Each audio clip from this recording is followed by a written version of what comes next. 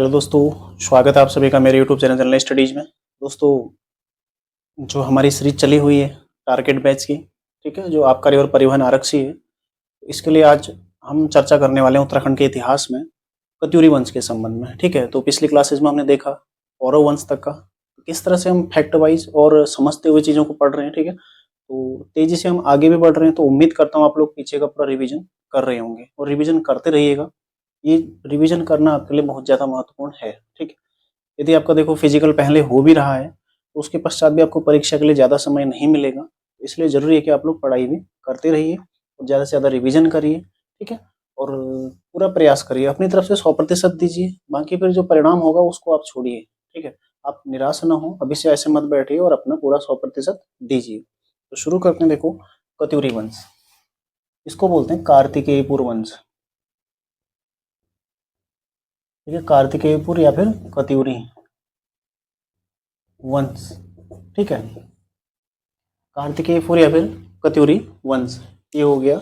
तो इसमें हम चर्चा करेंगे कि कैसे कैसे कत्यूरी वंश रहा था। ठीक है, क्या क्या इसके शासक थे, क्या क्या यहाँ पर प्रशासनिक व्यवस्था थी, ये सब चीजें कोशिश करेंगे कि यहाँ तक हम इसको कंप्लीट करें। तो उत्तराखंड का पहला ऐतिहासिक राजवंश, मैंने आपको समझाया था, ऐतिहासिक मतलब जिसका कोई लिखित साक्ष्य हमें प्राप्त हुआ है और जिसको हमने पढ़ा भी है। इनके ताम्रपत्र प्राप्त हुए हैं और उनको हम पढ़ भी पाए हैं। ठीक है, इसीलिए ये क्या हो जाएगा, ऐतिहासिक राजवंश, क्योंकि हम इसको मतलब इसका इतिहास लिखने के लिए हमें इसके ताम्रपत्र मिले और उनको हम पढ़ भी पाए। ठीक है, तो ऐतिहासिक राजवंश कौन सा है, कत्यूरी राजवंश। ठीक है, उत्तराखंड का प्रथम ऐतिहासिक राजवंश, उत्तराखंड का प्रथम ऐतिहासिक राजवंश। ठीक है, ध्यान रखिएगा कौन है, कत्यूरी या फिर कार्तिकेयपुर। जबकि उत्तराखंड की प्रथम राजनीतिक शक्ति कौन सी थी, कुड़िंद। दोनों मैंने आपको पिछली क्लास में भी समझाया था जब हम कुड़िंद पढ़ रहे थे। देखो इसकी जानकारी के स्रोत क्या हैं, जानकारी के स्रोत क्या क्या हैं। एक है ललित देव का, ललित देव का पांडुकेश्वर। ठीक है, पांडुकेश्वर प्लस कंडारा, कंडारा ताम्रपत्र। ठीक है, ललित सूर्यदेव का पांडुकेश्वर प्लस कंडारा ताम्रपत्र। इसके अलावा देखो देसट देव, देसट देव का बालेश्वर ताम्रपत्र।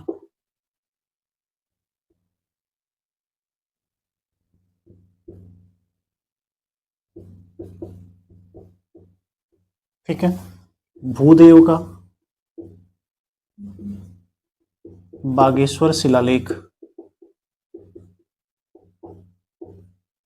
ठीक है, ये आपने महत्वपूर्ण ध्यान रखना है। इसके अलावा देखो त्रिभुवन, त्रिभुवन राजदेव,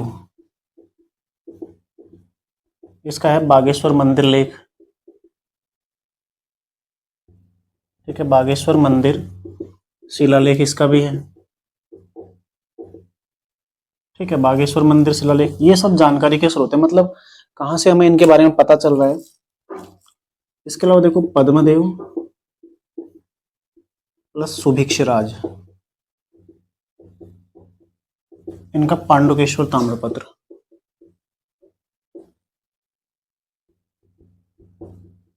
पांडुकेश्वर ताम्रपत्र, ठीक है, ध्यान रखिएगा, पद्मदेव प्लस सुभिक्षराज का पांडुकेश्वर ताम्रपत्र।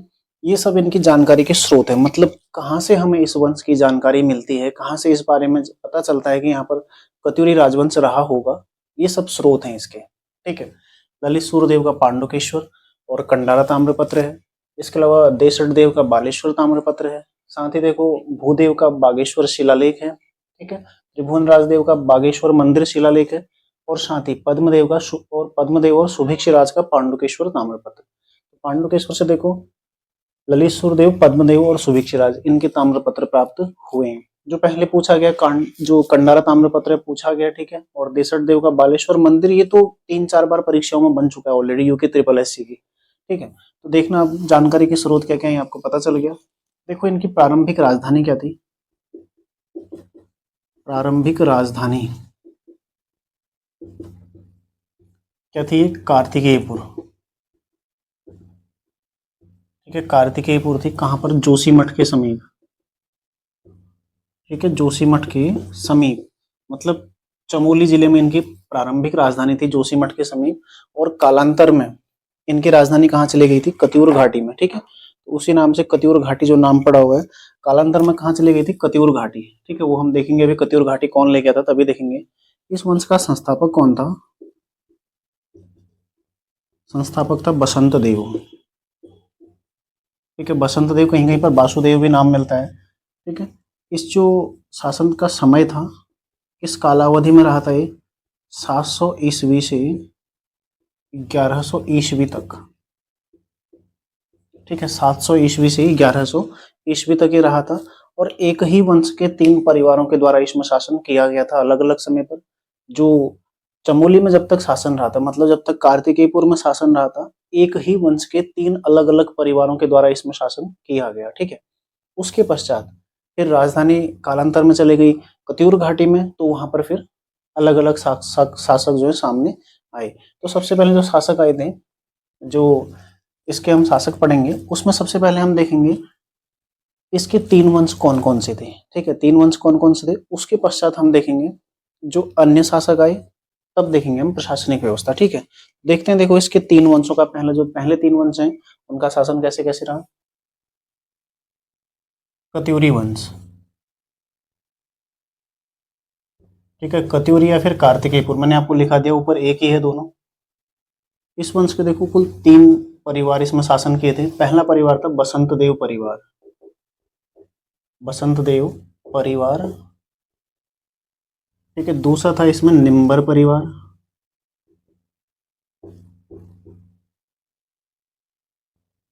निम्बर परिवार। और तीसरा इसमें कौन सा था? सलोड़ादित्य परिवार। ठीक है, सलोड़ादित्य परिवार। इन 3 परिवारों ने इसमें शासन किया था। इन्हीं 3 परिवारों के अलग अलग शासकों के बारे में हम इसमें चर्चा करेंगे। तो यदि चर्चा करें, देखो सबसे पहले बसंत देव परिवार में कौन आया? बसंत देव आया। बसंत देव या फिर वासुदेव। ठीक है, वासुदेव भी किसी किसी किताब में दिया हुआ है, बसंत देव या फिर वासुदेव। इसके पश्चात जो दूसरा शासक आया, उसका नाम कहीं पर अंकित नहीं है। ठीक है, तो उसका नाम नहीं है, इसलिए उसको हम नहीं लिखेंगे। लेकिन उसके पश्चात जो तीसरा शासक आया वो कौन था? खरपर देव।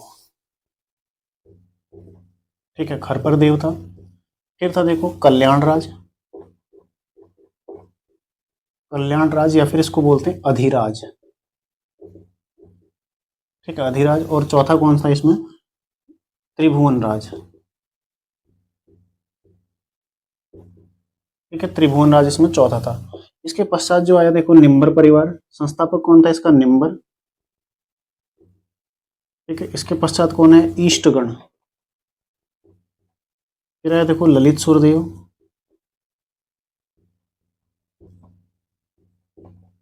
फिर कौन आया इसमें? भूदेव।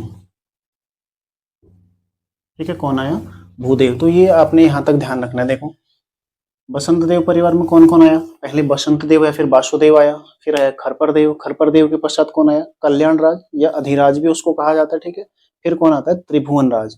त्रिभुवन राज के समय में जो बंगाल का पाल वंश का शासक होता है धर्मपाल, उसका यहाँ पर आक्रमण का उल्लेख मिलता है किसमें? नालंदा जो अभिलेख है उसमें। ठीक है, इसका उल्लेख मिलता है।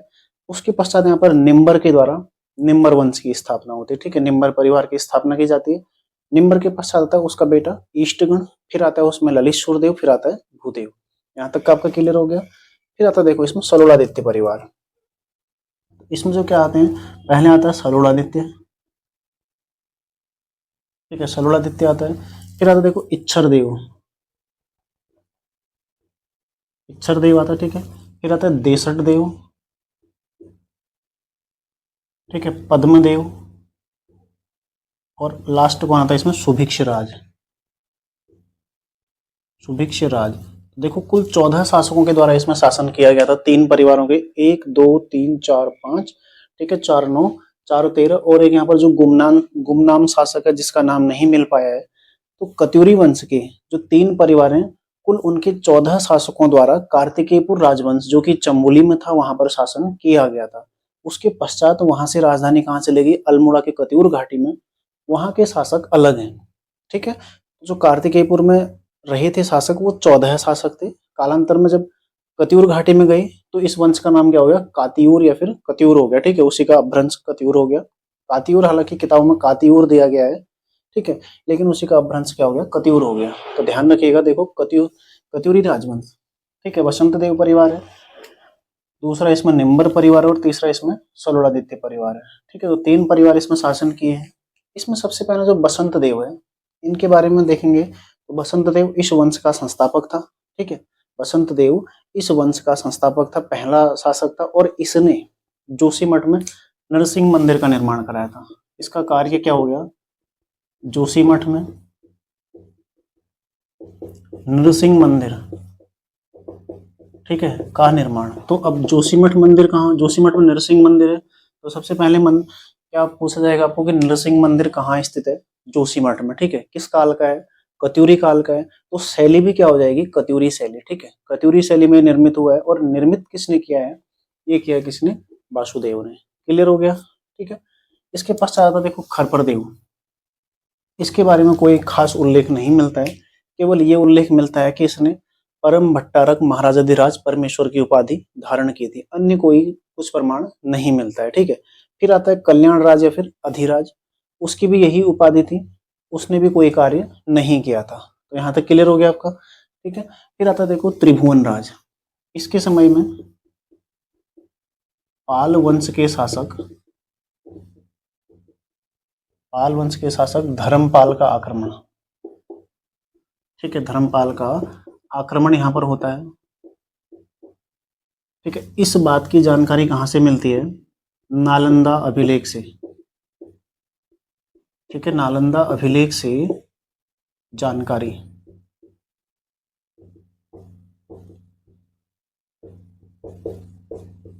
ठीक है। तो नालंदा अभिलेख जो कि पाल वंश के शासक धर्मपाल का ही है, उसी के अनुसार ये हमें ज्ञात होता है कि उत्तराखंड में त्रिभुवन राज के समय धर्मपाल के द्वारा आक्रमण किया गया था, ठीक है। तो बंगाल का पाल वंश, ठीक है, धर्मपाल ने यहाँ पर आक्रमण किया त्रिभुवन राज के समय, और कत्यूरी की जो पहली शाखा थी, पहला परिवार था, उसको समाप्त हो गया वहां पर।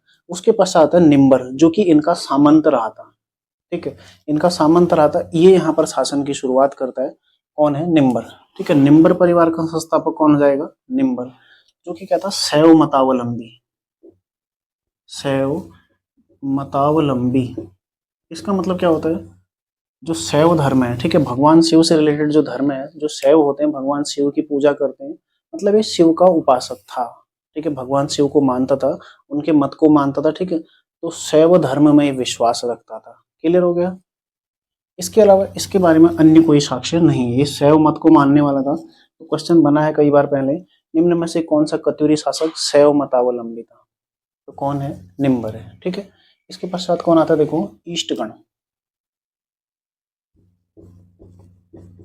समस्त उत्तराखंड को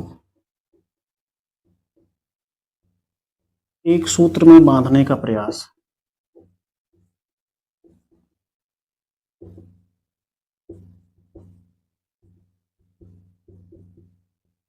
इससे क्या मतलब है, यानी कि इसने पूरे उत्तराखंड राज्य को एक करने का प्रयास किया, ठीक है, जोड़ने का प्रयास किया। यहाँ पर जो छोटे छोटे शासक शासन कर रहे थे अलग अलग जगह पर, ठीक है, आपने पढ़ा है कि गढ़वाल में पावनगढ़ थे या फिर इस तरह की जो चीजें थी, इसने प्रयास किया कि सबको एक किया जाए, प्रयास किया था ऐसा, ठीक है। मतलब कुमाऊं क्षेत्र में रहा था या फिर गढ़वाल में, तो इसने प्रयास किया कि जो उत्तराखंड है यहाँ पर जितने भी छोटे छोटे शासक हैं सबको अपने अधीन करके उत्तराखंड को एक, मतलब एक पूरा शक्तिशाली राज्य के रूप में ऊपर लाया जाए, ठीक है। तो इसने समस्त उत्तराखंड को एक सूत्र में बांधने का प्रयास किया था। तो ये क्वेश्चन बना है। साथ ही इसने और जो कार्य किए थे, इसके बारे में जो दूसरा फैक्टर ध्यान रखिएगा, इसने देखो जागेश्वर में, जागेश्वर में लकुलीश मंदिर, ठीक है, लकुलीश मंदिर, नटराज मंदिर, ठीक है, नवदुर्गा मंदिर और महिषमर्दिनी, महिषामर्दिनी मंदिर का निर्माण इसने कराया था। ठीक है। देखो जागेश्वर में लकुलिश मंदिर का निर्माण कराया था ईष्टगढ़ ने, और नटराज मंदिर का निर्माण कराया था, नवदुर्गा मंदिर का निर्माण कराया था, महिषामर्दनी का जो मंदिर है इसका निर्माण कराया था किसने? ईष्टगढ़ ने। तो ध्यान रखिएगा ईष्टगढ़ निम्बर परिवार से संबंधित है। ठीक है, ये देखो ये सब निम्बर परिवार से संबंधित है। उत्तराखंड का ऐसा पहला शासक था जिसने उत्तराखंड को एक सूत्र में बांधने का प्रयास किया था। कई बार ये प्रश्न बन चुका है। ठीक है, और ये प्रश्न भी बनाया नटराज मंदिर किसने बनाया था, या फिर नवदुर्गा मंदिर किसने बनाया था। ठीक है, महिषमर्दिनी मंदिर किसने बनाया था, लकुलिश मंदिर किसने बनाया था, कहाँ पर बनाई थी? जागेश्वर में। और जागेश्वर किस नदी के तट पर है? जटागंगा के। तो ये भी आपका क्लियर हो गया। इसके अलावा देखो इसके बारे में जो अन्य फैक्ट है,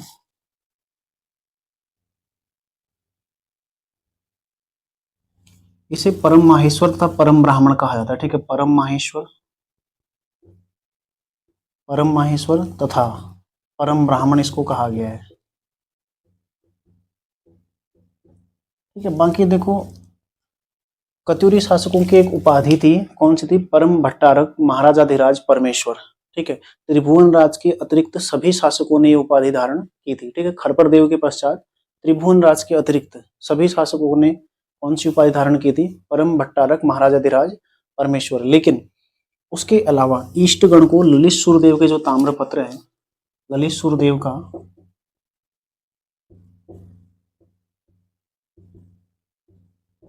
पांडुकेश्वर ताम्रपत्र,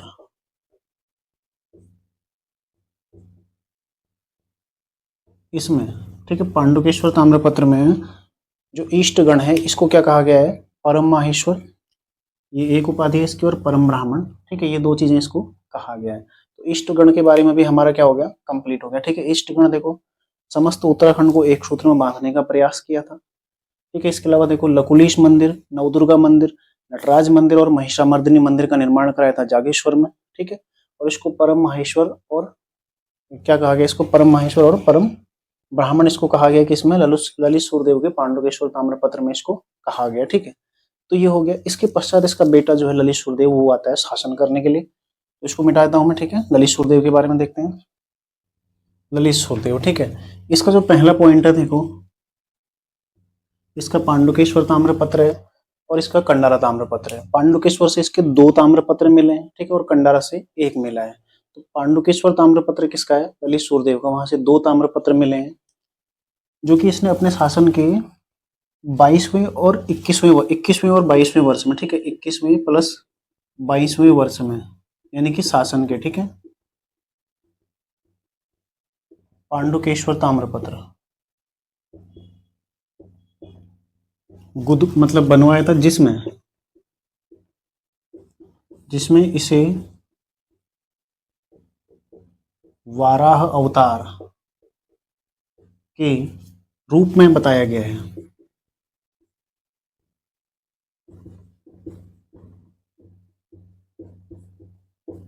ठीक है, वाराह अवतार के रूप में इसको बताया गया है। किसको? ललित सूर्यदेव को। ठीक है, तो इस वंश का सबसे ज्यादा शक्तिशाली शासक कौन था? ललित सूर्यदेव। सर्वाधिक शक्तिशाली, सर्वाधिक वर्चस्व वाला शासक कौन था? ललित सूर्यदेव था। इसने अपने शासनकाल के 21वें और 22वें वर्ष में, ठीक है, पांडुकेश्वर ताम्रपत्र, पांडुकेश्वर कहाँ पड़ता है? चमोली में आता है और अलकनंदा नदी के तट पर स्थित है। ठीक है, अलकनंदा नदी के दाएं तट पर ही स्थित है। यहाँ से इसका पांडुकेश्वर ताम्रपत्र प्राप्त हुआ है, जहां पर इसे वाराह अवतार के रूप में बताया गया है। क्लियर हो गया यहाँ तक का? ठीक है, इसके साथ ही देखो इसका कंडारा ताम्रपत्र भी मिलता है, जो कि हम पहले ही इसको लिख चुके हैं। ठीक है, इसके पश्चात आता है इसका पुत्र भूदेव। ठीक है, भूदेव, इसको बोलते हैं परम ब्राह्मण। ठीक है, परम ब्राह्मण प्लस बुद्ध श्रमण शत्रु। ये शायद अभी हाल ही में किसी एग्जाम में पूछा गया था, ईयू के एग्जाम में या ऐसे किसी एग्जाम में पूछा गया था ये प्रश्न कि किस कत्यूरी शासक को बुद्ध श्रमण शत्रु की उपाधि दी गई थी या फिर कहा जाता है? क्यों कहा जाता है? ये बौद्ध धर्म का विरोधी था। ठीक है, बौद्ध धर्म का विरोधी है,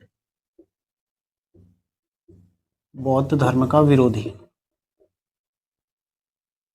ठीक है, जो भूदेव था ये बौद्ध धर्म का विरोधी था और कट्टर ब्राह्मण था। मतलब जो ब्राह्मण धर्म है इसको मानने वाला एक कट्टरपंथी ब्राह्मण था। ठीक है, कट्टर ब्राह्मण था और बौद्ध धर्म का विरोधी था, इसलिए इसको परम ब्राह्मण की उपाधि दी गई। साथ ही बुद्ध श्रमण शत्रु की इसको उपाधि दी गई थी। और इसके अलावा इसका एक बागेश्वर शिलालेख है जो कि हम चर्चा कर चुके हैं, ठीक है। बाकी देखो इसने बैजनाथ मंदिर का इसने निर्माण कराया था। बैजनाथ मंदिर जो कि बागेश्वर में है, बैजनाथ मंदिर का निर्माण। तो अभी तक हमने 2 मंदिर देख लिए हैं, जिसमें देखो एक नरसिंह मंदिर, ठीक है, जोशीमठ में किसने निर्मित करवाया था, वो करवाया था बसंत देव ने। बैजनाथ में बैजनाथ मंदिर किसने निर्मित करवाया, ये करवाया था भूदेव ने, ठीक है। साथ ही बागेश्वर शिलालेख किसका है, ये भी भूदेव का है, ठीक है। तो यहाँ तक आपका कंप्लीट हो गया, निम्बर परिवार हमारा कंप्लीट हो गया। देखो बसंत देव परिवार, कुल 5 शासक हुए, लेकिन 4 ही शासकों के नाम हमें पता है। सबसे पहले बसंत देव, उसके पश्चात जो शासक था उसका नाम नहीं पता है, ठीक है। तीसरा था खरपर देव, फिर था कल्याण राज या फिर अधिराज, और अंतिम था त्रिभुवन राज, ठीक है। त्रिभुवन राज के समय पर जो पाल नरेश है बंगाल का धर्मपाल, उसने यहाँ पर आक्रमण किया और इसको जीत लिया, ठीक है। इस बात की जानकारी कहाँ से मिलती है, नालंदा अभिलेख से। फिर पश्चात में जो पहले परिवार का सामंत रहा था निम्बर, उसने यहाँ पर निम्बर वंश की स्थापना करी, ठीक है। निम्बर वंश, जो निम्बर था वो शैव मत का अनुयायी था, यानी कि शैव धर्म को मानने वाला था, शिव का उपासक था। उसके पश्चात कौन आता है, ईष्टगण, जिसने उत्तराखंड को एक सूत्र में बांधने का प्रयास किया। साथ ही जागेश्वर में लकुलिश मंदिर, नटराज मंदिर, ठीक है, और साथ ही जो नवदुर्गा मंदिर और महिषामर्दिनी मंदिर का वहां पर निर्माण कराया। फिर आता है कौन, ललित सूरदेव। ललित सूरदेव का कंडारा ताम्रपत्र हमें मिलता है, और साथ ही जो पांडुकेश्वर ताम्रपत्र है वहां से उसके 2 ताम्रपत्र मिलते हैं, जिसमें उसको वाराह अवतार के रूप में दिखाया गया है। फिर आता है देखो भूदेव। भूदेव ने क्या किया, भूदेव ने एक तो बैजनाथ मंदिर का निर्माण कराया, और ये एक कट्टर ब्राह्मण था, यानी कि ब्राह्मण धर्म को मानने वाला एक कट्टरपंथी ब्राह्मण था, ठीक है। और इसने बौद्ध धर्म का विरोध किया था, इसलिए इसको बुद्ध श्रमण शत्रु की उपाधि दी गई है। यहाँ तक का आपका क्लियर हो गया। अब हमारा जो आता है तीसरा परिवार, जिसमें आता है सलुलादित्य वंश, ठीक है। तो इसको मिटा लेता हूं मैं। सलुलादित्य जो वंश है, इस वंश की स्थापना कौन करता है, सलुलादित्य, ठीक है। सलुलादित्य के संबंध में कोई खास जानकारी है नहीं। उसके पश्चात देखो, मतलब उसने कोई खास कार्य किया नहीं था, केवल इस वंश की स्थापना की थी, ऐसी जानकारी मिलती है। उसके पश्चात जो आता है इच्छरदेव, इच्छरदेव के संबंध में भी कोई खास जानकारी नहीं है, ठीक है। मतलब उसने भी ऐसा कोई खास कार्य नहीं किया था। तो सलुलादित्य नॉर्मल चला गया, इच्छरदेव नॉर्मल चला गया। क्वेश्चन कभी कभी कैसे बनता है ना, आपसे पूछेगा सलुलादित्य किस वंश का शासक था, तो पहले कई बार ऐसे प्रश्न बने हुए हैं। तो सलुलादित्य किस वंश का शासक हो जाएगा, कत्यूरी वंश का, ठीक है, यानी कि कार्तिकेयपुर राजवंश का या फिर कत्यूरी राजवंश का, ठीक है। तो ऐसे आपको ध्यान रखने इसके शासकों के नाम। यहाँ पर आता देखो देसठ देव। देसठ देव का क्या है, बालेश्वर ताम्रपत्र। आप हाईकोर्ट का पेपर देखेंगे जो स्टेनो और क्लर्क का हुआ था 2019 में, उसमें प्रश्न पूछा गया है बालेश्वर ताम्रपत्र किस शासक से संबंधित है, किस कत्यूरी शासक से संबंधित है। तो किससे, देसठ देव से, ठीक है। देसठ देव जो कि कत्यूरी वंश का शासक था, कत्यूरियों की सलुलादित्य शाखा का ये शासक था, ठीक है। इसने बालेश्वर यानी कि चंपावत में, बालेश्वर यानी कि चंपावत, चंपावत के जो बालेश्वर मंदिर है वहां से इसका एक ताम्रपत्र प्राप्त हुआ है, ठीक है।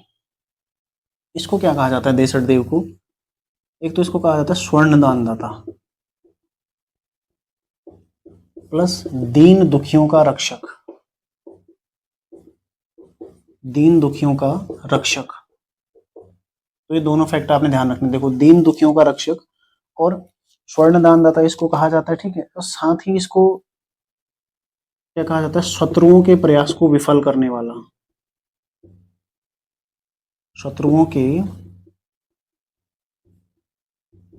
प्रयास को विफल करने वाला,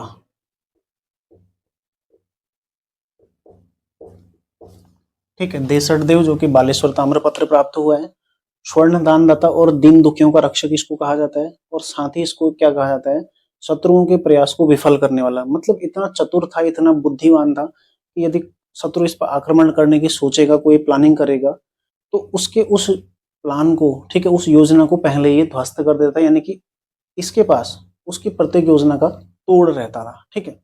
तो शत्रुओं के प्रयास को विफल करने वाला किसको कहा गया है, देसठ देव को।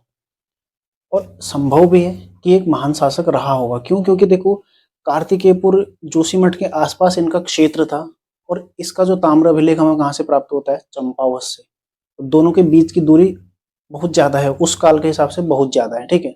जबकि बीच में इसी दौरान जब जो गैरसैंण वाला एरिया है वहाँ पर परमार वंश भी स्थापित हो चुका था, ठीक है।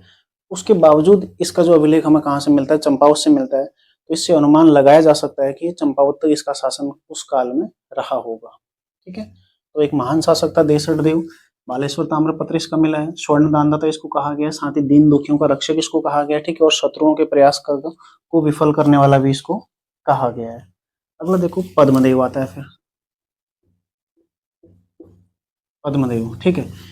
इसको क्या कहा जाता है, देखो पद्मदेव, इसका भी ताम्रपत्र मिला है, कहाँ से, पांडुकेश्वर से मिला है, ठीक है। पद्मदेव को कहा जाता है एक तो कर्ण के समान दानदाता, कर्ण के समान दानदाता, ठीक है। वैसे कर्ण कर्ण से अधिक है, ठीक है। के समान है, कर्ण से अधिक,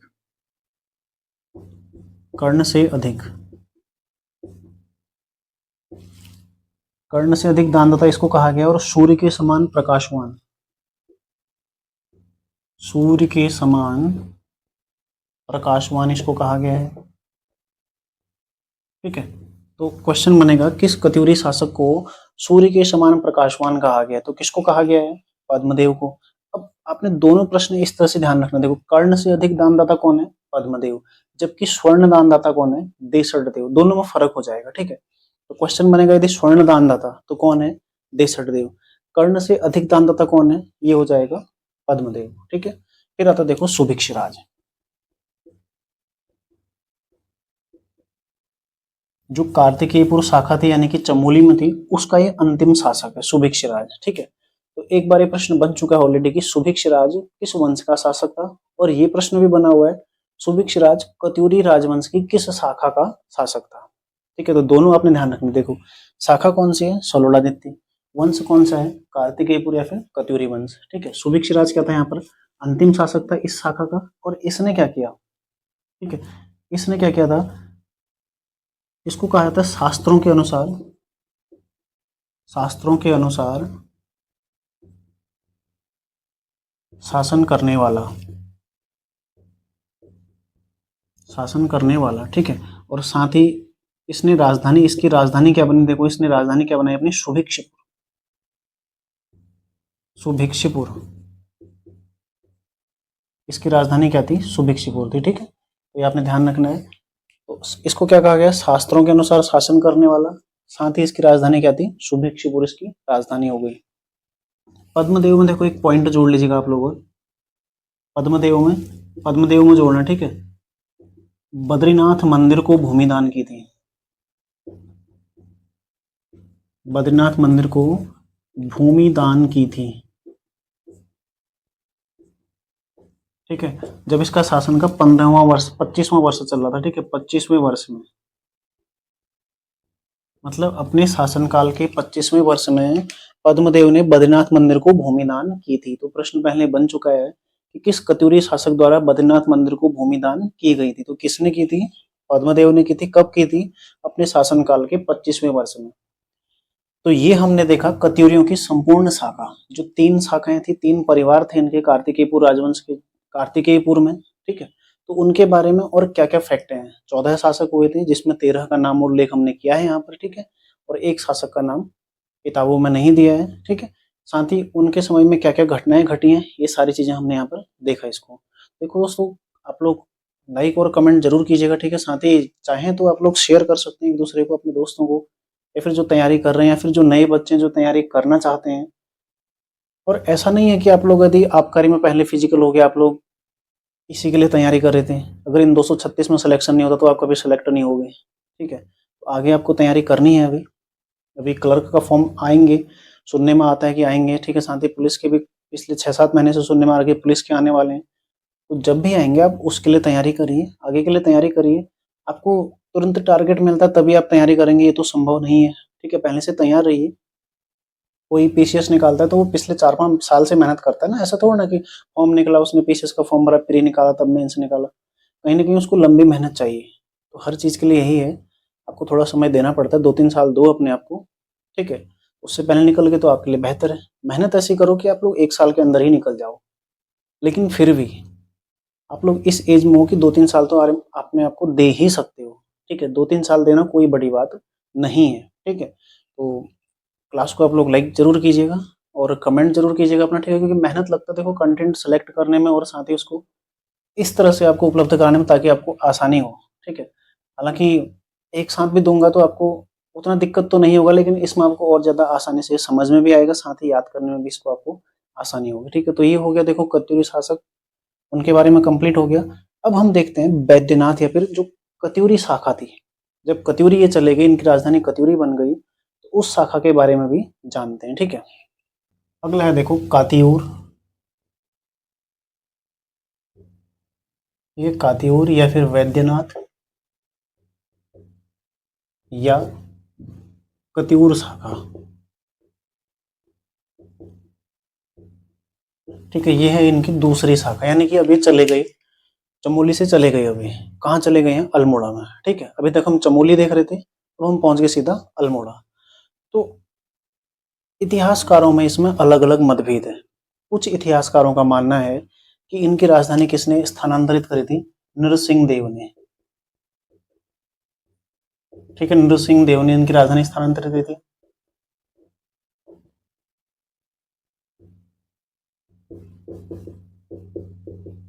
ठीक है, जो कि अधिकांश इतिहासकारों ने इसको सही भी बताया है, तो हम भी इसको नरसिंह देव ही लिखेंगे और पहले पेपरों में जो पूछा गया वो नरसिंह देव ही है, ठीक है। लेकिन कुछ इतिहासकारों का मानना ये भी है कि इसी दौरान एक अशांति देव नामक शासक आया था, ठीक है। यहाँ पर इसको लिख भी लेना साइड में, देखो अशांति देव, क्योंकि एक बार ये प्रश्न बना हुआ है। इसने अपनी राजधानी कहाँ बनाई, रणचूला कोट, ठीक है। लेकिन ज्यादातर देखो रणचूला कोट तो जाना वैसे भी स्वाभाविक नहीं है, क्योंकि हमें कत्यूर घाटी से इनके प्रमाण मिले हैं। कत्यूर घाटी जब इनकी राजधानी है, तो रणचूला कोट अलग से राजधानी हो सकता है, इसने अलग शाखा बना ली हो, ठीक है। तो इतिहासकारों में जो मतभेद है वो मैं आपको बता रहा हूँ। कुछ का मानना है कि राजधानी नरसिंह देव ने स्थानांतरित कर दी, जबकि कुछ का मानना है कि अशांति देव कहाँ ले गया राजधानी को, रणचूला कोट, ठीक है। तो क्वेश्चन ये भी बन सकता है, अशांति देव ने अपनी राजधानी कौन सी बनाई थी, रणचूला कोट बनाई थी, लेकिन जो राजधानी स्थानांतरित किया किसने, नरसिंह देव ने ही करी है, ठीक है। ज्यादातर किताबों में नरसिंह देव ही दिया गया, तो यही सही हम मानेंगे, ठीक है। नरसिंह देव ने इसकी राजधानी स्थानांतरित करी थी और कहाँ ले गया था, कत्यूर घाटी में। कहाँ ले गया, कत्यूर घाटी, कत्यूर घाटी जो कि अल्मोड़ा में पड़ती है, ठीक है, कत्यूर घाटी। यहाँ पर जो कुछ इसके स्रोत क्या हैं, इस काल के स्रोत क्या हैं, एक तो जदपाल देव, जदपाल देव का कुलसारी अभिलेख, कुलसारी ताम्रपत्र, ठीक है।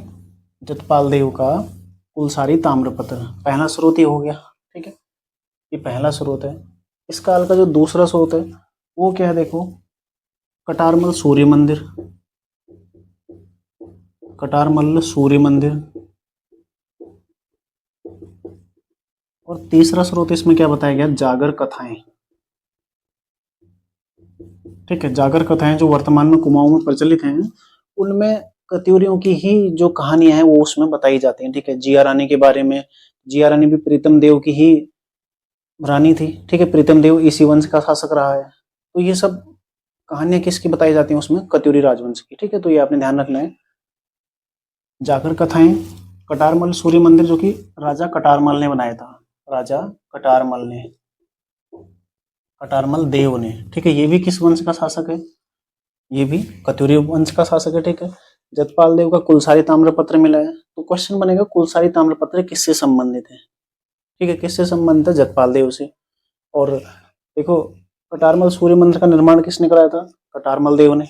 साथ ही जागर कथाएं इनके जानकारी का एक तीसरा स्रोत है, ठीक है। तो ये आपने ध्यान रखना, देखो इनके स्रोत क्या है, जब ये कत्यूर में चले गए इनकी जानकारी के स्रोत क्या हैं, ये इनकी जानकारी के स्रोत हैं। तो जागर कथाओं से ही हमें जिया रानी के बारे में पता चलता है, और जिया रानी की किसकी पत्नी थी, प्रीतम देव की, ठीक है। तो ये आपने ध्यान रखना है, इसको नोट कर लीजिए आप लोग, जिया रानी प्रीतम देव की पत्नी थी। ये जानकारी हमें जागरों से ही मिलती है, ठीक है। जागर कथाओं से ही इतिहास लिखने में थोड़ा आसानी हुई है।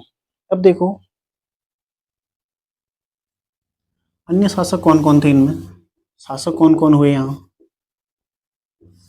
नरसिंह देव के पश्चात लखनपाल देव, ठीक है, लखनपाल देव, कोई क्रम नहीं है इनका, ठीक है, सीधा मतलब इस तरह से आप लोग जानकारी के लिख लो।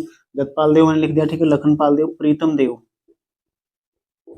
प्रीतम देव इन्हीं की पत्नी थी कौन, जिया रानी, ठीक है।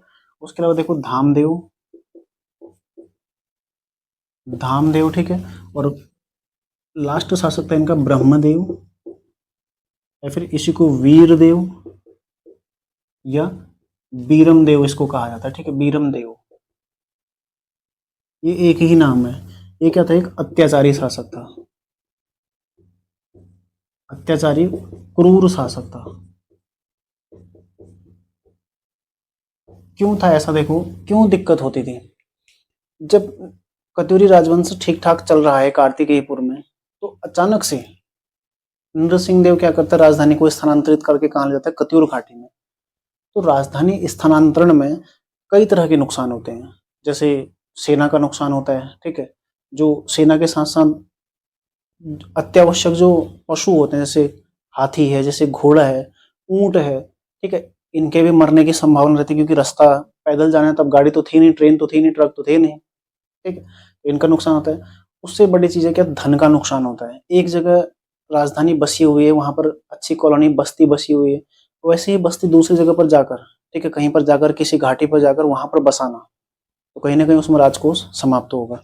अब इसने पूरा राजकोष समाप्त कर दिया, फिर ये आए, ये आए, ये आए, इन्होंने भी थोड़ा थोड़ा समाप्त कर दिया। तो जब तक वीरम देव की नंबर आया, इसके पास उतना ज्यादा राजकोष नहीं बचा, तो इसीलिए इसने जनता पर क्या किए, बहुत सारे कर थोप दिए, ठीक है। यदि उनकी थोड़ी सी इनकम है तो उसमें से 50% ले लेना, मतलब कर ज्यादा मात्रा में कर थोप दिए, ठीक है। तो इसलिए इसको क्या कहा जाता है, अत्याचारी शासक या फिर क्रूर शासक, क्योंकि इसने मन मर्जी के कर वहां पर थोप दिए थे जनता पर, जिन्हें जनता भुगतने में असमर्थ थी, मतलब उतना कर चुकाने में जनता असमर्थ, मतलब समर्थ नहीं थी, ठीक है।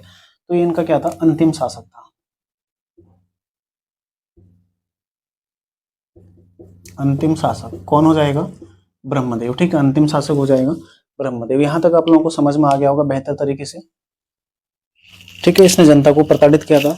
ये हमने देखा कत्यूरी राजवंश की शाखा, जो कि कत्यूरी की शाखा है। इससे पहले हमने कार्तिकेयपुर शाखा पढ़ी थी, वहां पर 3 वंश आए, 14 शासक हुए। ये कत्यूरी शाखा, ठीक है। नरसिंह देव ने राजधानी स्थानांतरित करी। कुछ विद्वानों में मतभेद है कि अशांति देव राजधानी को रणचूला कोट ले गया था, ठीक है। इसके अलावा देखो जगपाल देव का कुलसारी ताम्रपत्र इसका एक स्रोत है। दूसरा कटारमल सूर्य मंदिर, जो कि कटारमल देव ने बनाया है। अब एक चीज आप ये भी समझ रहे होंगे कि कटारमल जो सूर्य मंदिर है किस शैली में बना हुआ है, कत्यूरी शैली में, कत्यूरी काल का, तो कत्यूरी शैली में बना हुआ है, ठीक है। साथ ही जो हमने बैजनाथ मंदिर देखा था किस शैली में बना हुआ है, कत्यूरी शैली में, ठीक है। जागर कथाएं इस काल की प्रमुख स्रोत हैं, ठीक है। बाकी जो शासक हुए देखो, लखनपाल हुआ, लखनपाल देव, प्रीतम देव, जिया रानी का पति कौन था, प्रीतम देव। तो प्रश्न पहले बना हुआ है कि जिया रानी किस कत्यूरी शासक की पत्नी थी, तो किसकी थी, प्रीतम देव की। एक एक फैक्ट आप लोगों को मैं लिखा रहा हूँ, आपने इसको लिखना भी है, ठीक है। यदि परीक्षा में आएगा तो फिर ये मत बोलना कि पढ़ाया नहीं है या फिर गलत हो गया, गलत नहीं करना है आपने, ठीक है। इसको आपने ध्यान रखना है। फिर धामदेव आए देखो, ब्रह्मदेव, वीरदेव या फिर बीरमदेव, जो कि अंतिम शासक था। पहले कई बार ये प्रश्न बन चुका है, कत्यूरी वंश का अंतिम शासक कौन था, ठीक है, ये भी प्रश्न पहले बन चुका है। ये एक अत्याचारी और क्रूर शासक था। तो यहाँ से कत्यूरी वंश का क्या हो गया, पतन हो गया, ठीक है। हमने ये शासकों के बारे में अब जान लिया है। अब जानते हैं कत्यूरी कालीन प्रशासन कैसा था, ठीक है। देखो पहले आप लोग होमवर्क लिख लीजिए, ठीक है। होमवर्क में आपने देखो सूर्यकांत त्रिपाठी निराला, सूर्यकांत त्रिपाठी, ठीक है, इनके बारे में पढ़ना है एक। दूसरे देखो सुमित्रा नंदन पंत,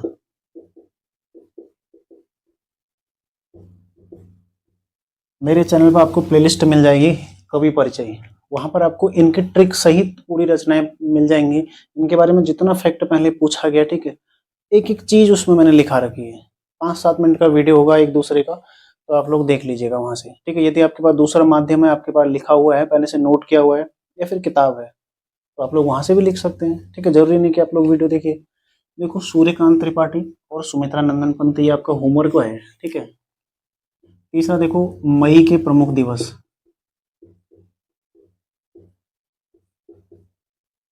मई के प्रमुख दिवस, ये आपने करना है।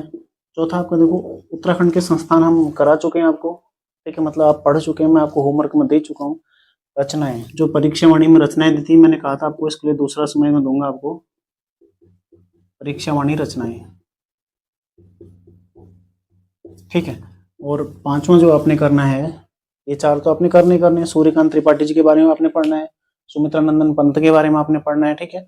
और साथ ही मई के प्रमुख दिवस आपने पढ़ने हैं, परीक्षा वाणी की जो रचना है वो आपने पढ़नी है, और उत्तराखंड के महान व्यक्तित्व, ये भी मैंने आपको पिछली क्लास में दिया था, उत्तराखंड के महान व्यक्तित्व, तो ये भी आपने पढ़ना है, पिछली क्लास में भी दिया था। आगे 2 क्लासों में इसको मैं और दूंगा होमवर्क में, ठीक है, क्योंकि लंबा चैप्टर है। और यदि आप लोग चाहें तो मैंने कुछ जो महत्वपूर्ण व्यक्तित्व हैं उनकी क्लासेस मैंने आपको दे रखी है, उत्तराखंड के महान व्यक्तित्व करके एक सीरीज दे रखी है, वहां पर उनके बारे में एक एक फैक्ट बता रखा है, ठीक है। तो वहां से आप लोग उसको नोट कर सकते हैं। यदि समय लगेगा यहाँ पर तो लास्ट में हम चर्चा कर लेंगे, है ना। यदि समय नहीं लगेगा तो आप लोग वहां से नोट कर सकते हैं, वहां भी मैंने समझा रखा है, यहाँ भी मैं ही समझाऊंगा वही चीजें, ठीक है। तो देखो ये आपका होमवर्क है आज का, इसका एक स्क्रीनशॉट आप लोग ले लो होमवर्क के लिए, ठीक है। तो सूर्यकांत त्रिपाठी निराला जी के बारे में आपने पढ़ना है, सुमित्रा नंदन पंत, मई के प्रमुख दिवस, परीक्षा वाणी की रचनाएं, और साथ ही उत्तराखंड के महान व्यक्तित्व आपने पढ़ने हैं। और उम्मीद करता हूँ आप लोग घर में मेहनत कर रहे होंगे इस पर, ठीक है। निराश निराश तो देखो आप लोग मत होइए कि पहले हमारा फिजिकल हो रहा है, जो भी हो रहा है आपको उससे कोई मतलब नहीं होना चाहिए। देखो केवल 236 पोस्ट के भरोसे आप नहीं बैठे हैं, इस चीज को ध्यान रखना, आपके पास आगे भी बहुत सारे अवसर आएंगे, जरूरी थोड़ा ना अभी 236 में सिलेक्शन लो, पढ़ो ऐसा कि आपका 4-5 जगह सिलेक्शन होना चाहिए, ठीक है। तो उस स्तर तक अपने आप को पहुंचाओ, ऐसा नहीं कि एक पोस्ट में आपका फिजिकल 10 दिन में हो गया तो आप लोग हाथ पर हाथ धर के बैठ के आपसे कुछ नहीं होता है। यदि अभी कुछ नहीं करोगे तो 4-5 महीने, 4-5 साल बाद पछताओगे, फिर तैयारी की लाइन में आओगे। इससे तो अभी समय दे लो अपने आप को 2-3 साल, 4-5 साल तक तुम कहीं नौकरी में ही चले जाओगे, तब तक आपको 2-3 साल की नौकरी भी हो जाएगी, ठीक है। ध्यान दीजिएगा, ये होमवर्क आपने ईमानदारी से करना है घर पर, ठीक है। अब देखते हैं, देखो कत्यूरीकालीन प्रशासन, कत्यूरी प्रशासन, कोई डाउट होता है आप लोग कमेंट कर सकते हैं, ठीक है। कत्यूरी प्रशासन में देखो सर्वोच्च कौन होता है, राजा, सर्वोच्च कौन होगा, राजा। तो हमेशा किसी भी राजवंश में सर्वोच्च कौन होता है, राजा।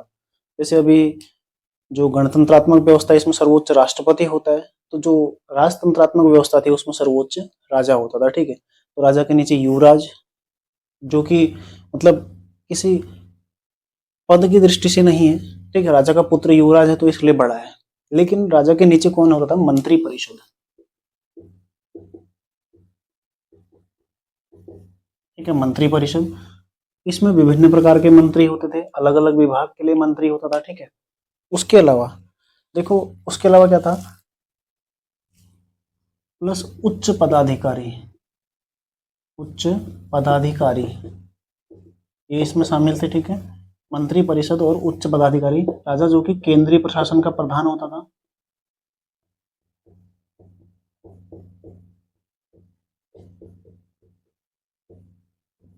ठीक है। यहां तक आप लोगों को एक क्लियर हो गया। देखो सर्वोच्च कौन है, राजा जो कि केंद्रीय प्रशासन का प्रमुख है, फिर है मंत्री परिषद और उच्च पदाधिकारी। तो उच्च पदाधिकारियों में कौन कौन थे, उससे पहले हम देख लेते हैं। देखो सेना, कत्यूरी सेना, सेना कितने भागों में थी इनकी, 4 भागों में। एक थी पैदल, इसको बोलते पदालित, ठीक है, पदालित। दूसरी कौन थी, अश्वारोही, मतलब जो घोड़े में सवार रहती थी। तीसरी थी उष्ट्रारोही, जो ऊंट में सवार रहती थी। और अगली थी कौन सी, गजारोही, जो हाथी में सवार रहती थी, ठीक है। देखो पैदल सेना थी पदालित, ठीक है, पैदल सेना कौन सी थी, पदालित। फिर कौन सी सेना थी, अश्वारोही, अश्वारोही जो घोड़े पर सवार रहती थी। फिर तीसरी थी उष्ट्रारोही, जो ऊंट पर सवार रहती थी। अगली थी गजारोही, जो हाथी पर सवार रहती थी, ठीक है। इसका प्रमुख क्या कहलाता था, पैदल का प्रमुख क्या था, गौलमिक, ठीक है, प्रमुख। जो पैदल सेना थी, पदालित सेना थी, इसका जो प्रमुख होता था कौन होता था, गौलमिक होता था, ठीक है। गौलमिक नामक अधिकारी होता था पैदल सेना का प्रमुख। अश्वारोही का कौन होता, अश्व बलाधिकृत, अश्व बलाधिकृत, ठीक है, अश्व बलाधिकृत। जो उष्ट्रारोही इसका कौन हो जाएगा, उष्ट्र बलाधिकृत,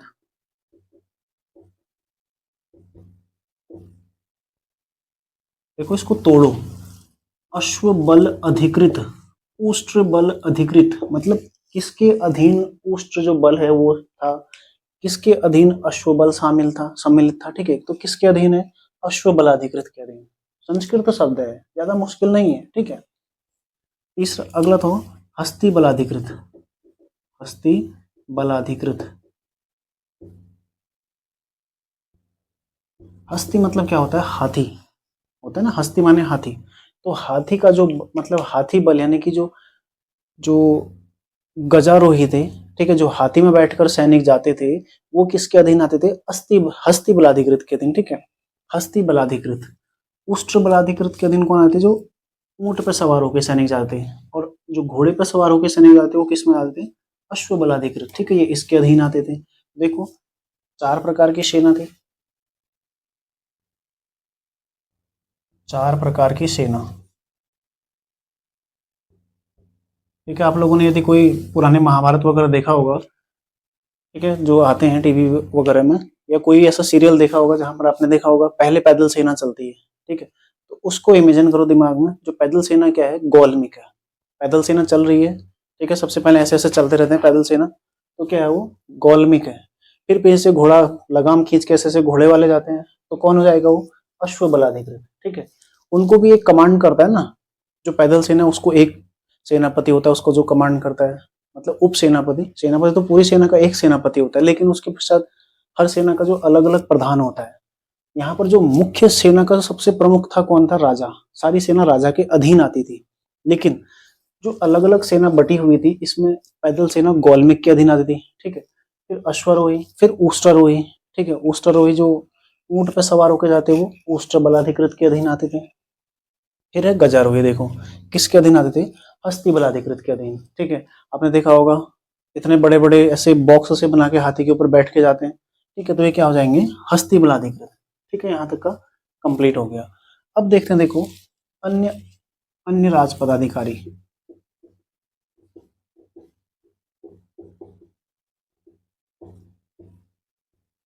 देखो पढ़ने का बिल्कुल बोझ ना लें आप लोग।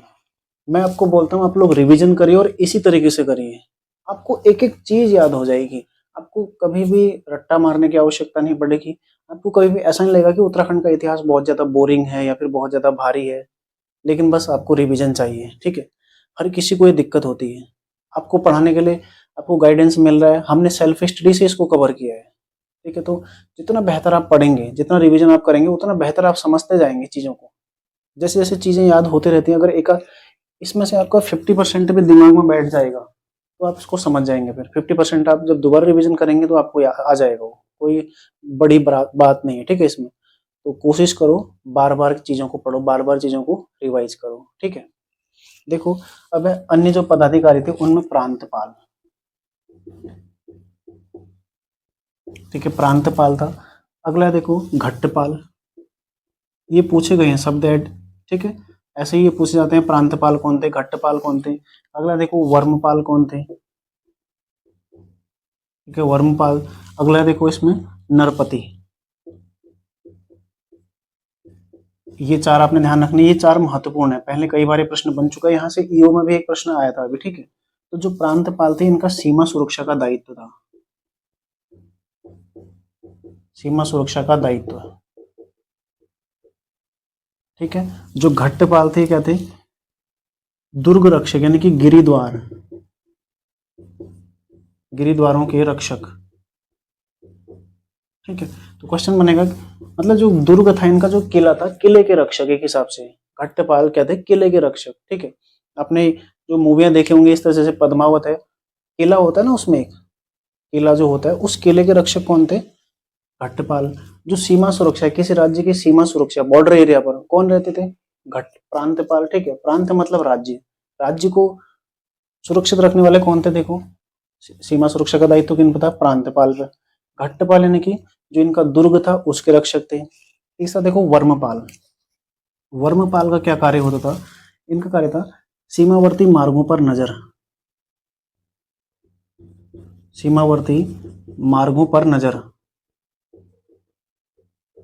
ठीक है, ये दूरबीन लेके घूमने वाले थे, कोई आ तो नहीं रहा कहीं से, कोई पड़ोसी सेना आक्रमण तो नहीं कर रही है, मतलब ये इसको चेताएंगे कि भाई कोई आक्रमण करने के लिए आ रहा है, आप लोग तैयार हो जाए, ठीक है। तो जो वर्मपाल थे ये सीमावर्ती मार्गों पर नजर रखते थे, कोई आ जा तो नहीं रहा है, कोई आक्रमण करने की फिराक में तो नहीं है।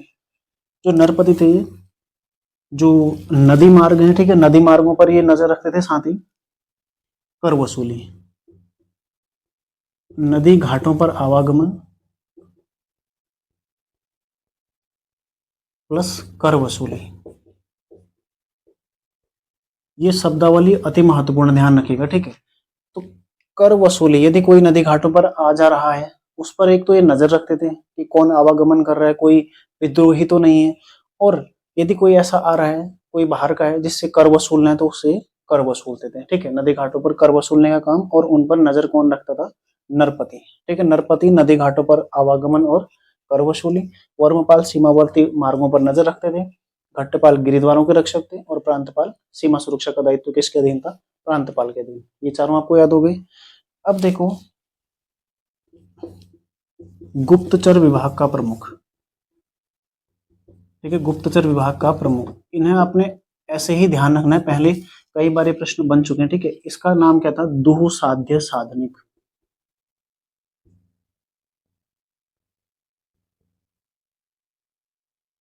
ठीक है। दुसाध्य साधनिक कौन था? गुप्तचर विभाग का प्रमुख था। प्रश्न बनेगा कत्यूरी काल में गुप्तचर विभाग का प्रमुख कौन होता था? दुसाध्य साधनिक, ठीक है। फिर तो देखो चोर डाकू पकड़ने वाला, जो चोर डाकू पकड़ने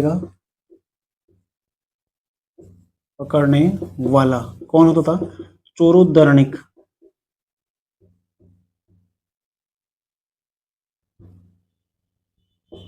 चोरोद्धरणिक, ठीक है। चोर डाकू पकड़ने वाला कौन हो जाएगा?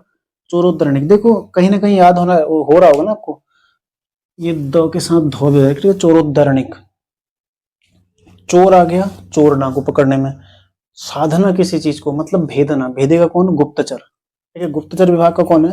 दुसाध्य साधनिक, ठीक है। मतलब किसी गंभीर चीज को भेदना, कौन हो जाएगा? दुसाध्य साधनिक। चोर डाकू पकड़ने वाला कौन हो गया? चोरोद्धरणिक। इसके अलावा जो देखो अन्य शब्दावलियां हैं, उसमें क्या आ जाएगा? राज्य का मुख्य वास्तुकार, राज्य का मुख्य वास्तुकार, आर्किटेक्टर कौन हो जाएगा? ये था सौदा भंगाधिकृत,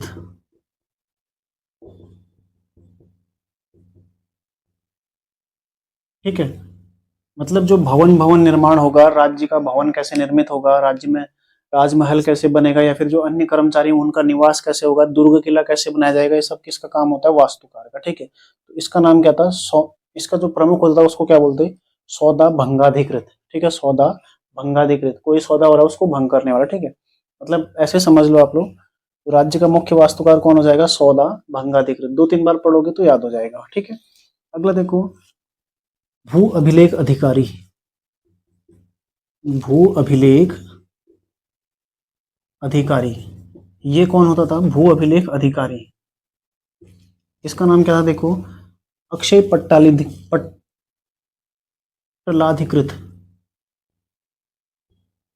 अक्षय पट्टलाधिकृत,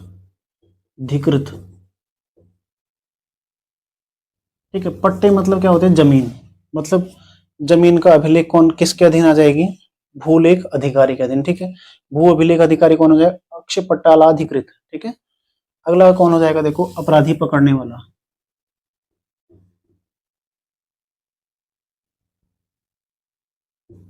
अपराधी पकड़ने वाला, ये कौन हो जाएगा? दोषोपराधिक, दोषापराधिक,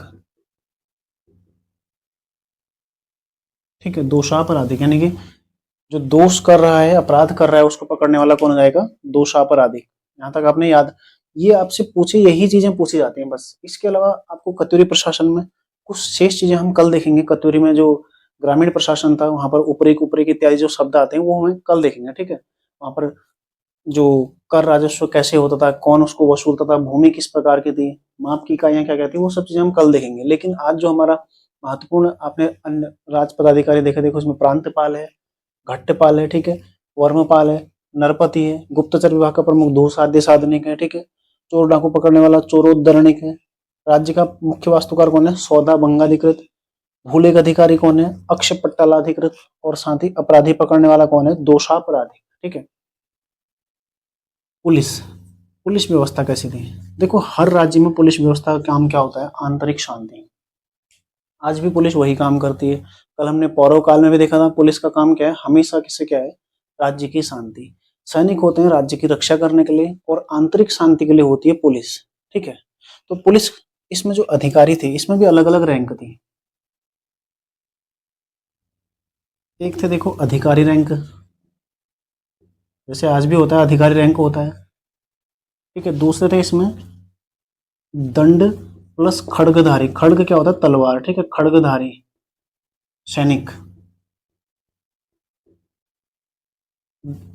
मतलब जो डंडा और तलवार रखते थे ऐसे सैनिक। और तीसरे थे इसमें कर्मचारी, जो पुलिस विभाग के अन्य कर्मचारी थे। ठीक है। देखो अधिकारियों को क्या कहा बोला जाता? दंडपासिक, दंडपासिक। ठीक है। दंडनायक प्लस महादंडनायक।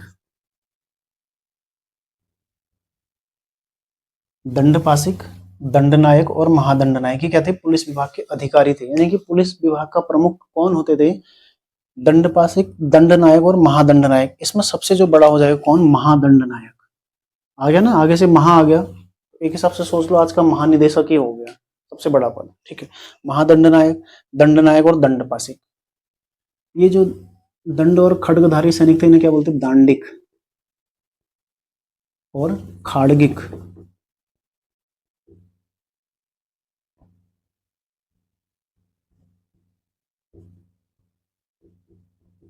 ठीक है। खाड़गिक।